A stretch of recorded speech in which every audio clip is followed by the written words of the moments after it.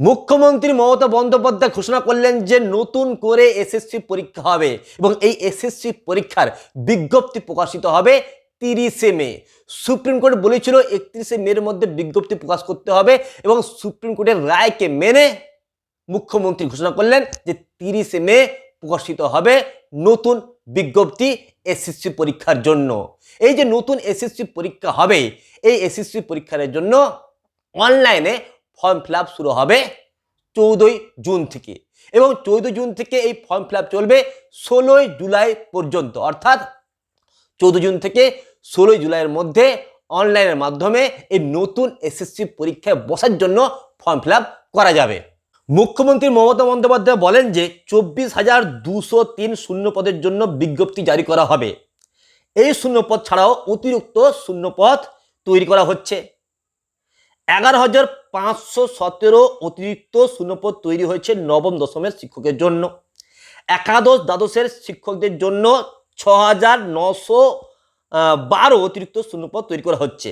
Group সির জন্য অতিরিক্ত শূন্যপদ তৈরি করা হচ্ছে 571টি এবং গ্রুপ ডির জন্য অতিরিক্ত 1000 শূন্যপদ তৈরি করা হচ্ছে।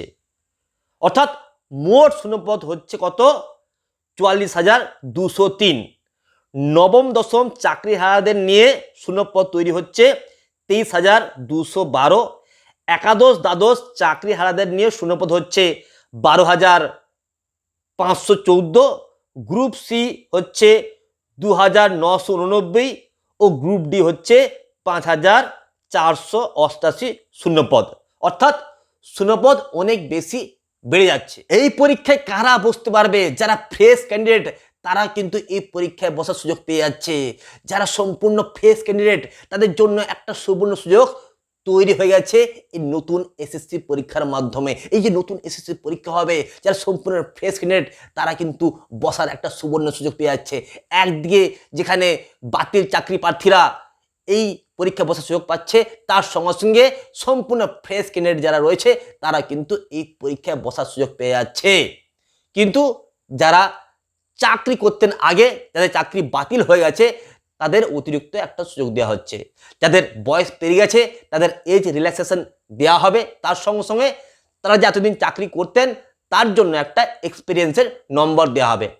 তবে অনেকে প্রশ্ন করছেন, যেহেতু 2016 সালের প্যানেলটাই বাতিল, প্যানেলটাই অবৈধ, তাহলে এই শিক্ষকদের এক্সপিরিয়েন্সের জন্য বাড়তি নম্বর কেন দেওয়া হবে?